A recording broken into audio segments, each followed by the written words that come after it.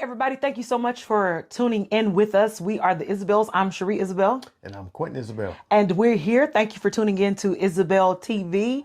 We are here for Marriage Checkup Part 2. So these are just little things that we want to encourage you with to hopefully help you in your marriage. If you're looking for marriage, what to look for, just different little things to just encourage your heart, some to-dos and not to-dos, just to help out. So who's going first today? I'm going first. Okay. So, that's the wrong one. I'm sorry. That's the wrong class. Okay. So here we go. Now, I'm going to say this to the ladies. And again, this is probably going to help the men out. And I normally see this type of behavior, or I have seen this type of behavior more so in younger women. But ladies, you have got to let your man breathe. You got to let him be who he is, be free, have his own set of friends. You have got to let him be the man. Just the way that men are created, they're created as, for the most part, if they're operating in that, they are go-getters, they are hunters. You cannot expect that man to want to sit up under you 24/7, sit up under you and your cackling mama, sisters, and girlfriends. That's not, well, I mean, I'm just being honest. Is that too raw? I'm going to help y'all brothers out a little bit. Let him breathe. Let him have his own hobbies. He's not even designed to want to just set up under you 24/7. And ladies, let me say, if that is you, where you just feel like your man got to be with you all the time, I mean, you go to the bathroom, you want him to be there. Anyway, listen, there's some type of insecurity or something in you for that's causing that behavior. So that is something definitely to be prayerful about. Child, you might even need therapy about that. But let that man be a man. Let him go out and work in his shed or in his what they call it, the man cave. Yeah, let him have his man cave. And I had to learn that. I had to learn that. I hope I do all right with that. Kind of, sort of, a little bit, maybe not. Are you mad? No, I was messing with you. You do great. Yeah, but that's something that I had to learn, that no man wants to be stuck up under you all the time. You have to getting your hair done and your braids done and getting your weave whipped, and you want him sitting there in the shop looking at him and he looking retarded, looking crazy. Oh, I'm sorry, no, we're not supposed to say that. No. But he looking crazy because he's sitting down in the braiding shop looking at you while you get. Let him go on and just have his own thing and his own hobbies. And if and also sometimes there's a trust issue. I don't know, maybe if he's been unfaithful, but then that's a totally different thing that you would need to address. Y'all need to sit down. Y'all need to talk to someone, talk to an unbiased third party, a therapist, a pastor that you trust, or an elder that you trust. If there's a trust issue, you guys need to sit down and talk that thing out. But let that man breathe. He don't want to be sat down and looking at you and your mom and your sisters laughing and cackling all the time. So that's my first one. Well, that was a good one. Thank you. So my point is, remember that marriage is work. So I do remember when I was younger, I used to think, just seeing marriages from the outside, that it seemed like it was easy. You know, people would be happy. They'd come to church, sing, shout, eat chicken after dinner, and then go home, and they do it all on repeat again the next week. So I had the assumption that marriage was just easy. So you got to remember that anything that is worth having is, you have to work for. It's not just a show up and ta-da type of thing. You got to put the work in. You got to put the work in. You got to make sure that you make it a priority in your life.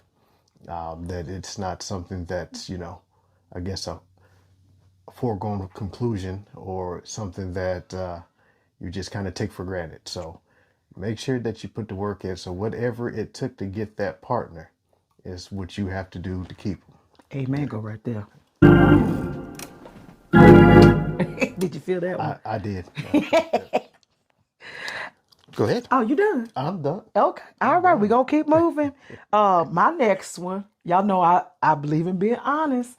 Now, we don't want to be offensive or just, but I believe to speak the truth in love. I firmly believe that. So number 2 is learn or start practicing scheduling date nights.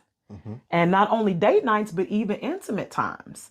Now, with most households, it takes two incomes to make ends meet. Everybody's working. A lot of people, people have corporate jobs, or it doesn't even matter if you have a corporate job, if you have a manual job or a manufacturing job. But people are busy. You're busy with life. You're busy with kids. For those of us that are believers, we're busy with church. We're in this auxiliary, this department, ministry, singing, traveling, our careers. So you have to, and this kind of ties in with yours.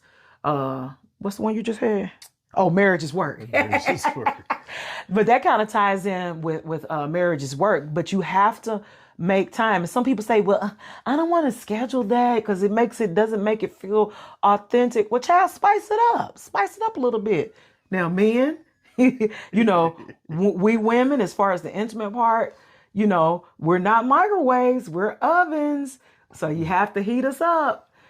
Start off in the morning. What? There you go. If you was lighter, you'd be red.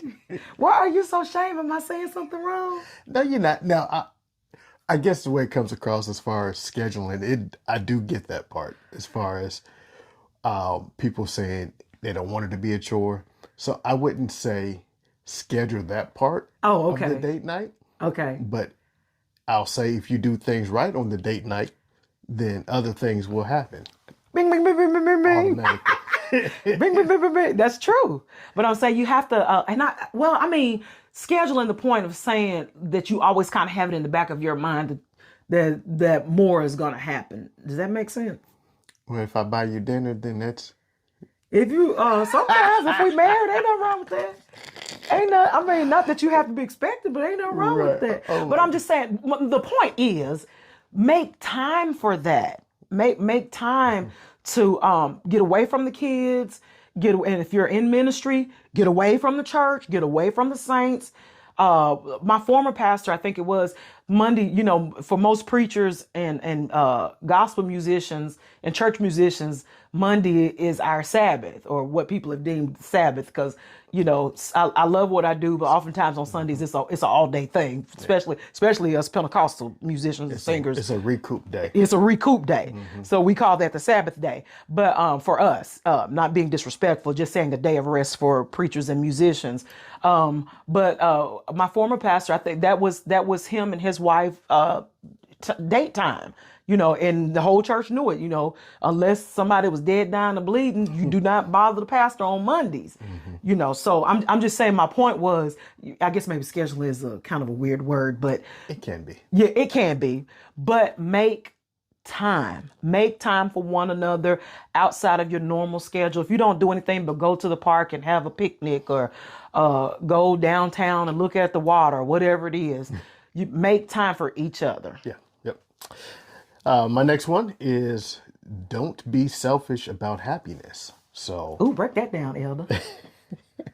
in a nutshell, the whole goal, well, not the whole goal, but one of the things in marriage is to make your spouse or your partner happy. Spouse. Okay, did I say partner? Yeah. It's 2022, so I think I'm trying to be too PC. Yeah, so that was. Sorry. Spouse. We believe in spouses over here.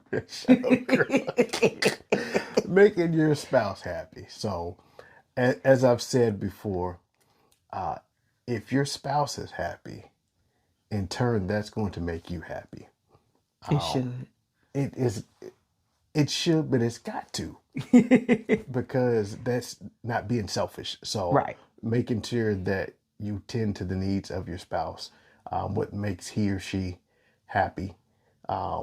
In turn, they're going to return that love back to you, which is going to make you happy. So, absolutely, it seems like something hard and deep, but it's not. It's not. If you are selfless in your love for your spouse, then that is just going to be reciprocated back to you. So, it's not a deep one. Yes, and you do wonderful with that. I know. Yes, I feel so loved. Yes, you do. And people got to remember, if you bring 100 to the table and you're 100% trying to make me happy, and I'm 100% trying to make you happy, Right. because people are selfish. The spirit of selfishness is running rapid in these days and times. Always, well, I should be happy. I shouldn't have to put. But if you're doing 100% what you can to make your spouse happy, he's doing what he can 100% what to make you happy. Then guess what? Both y'all gonna be happy.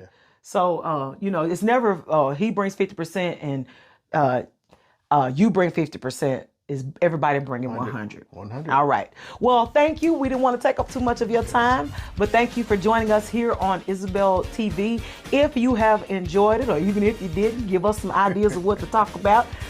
Make a comment. Also, like and share and subscribe to this channel, Isabel TV. Thank you. We'll talk to you later. Go Colts. I'm going to edit that out. Don't edit that. Yes, I am. Why you a hater? Stop Cause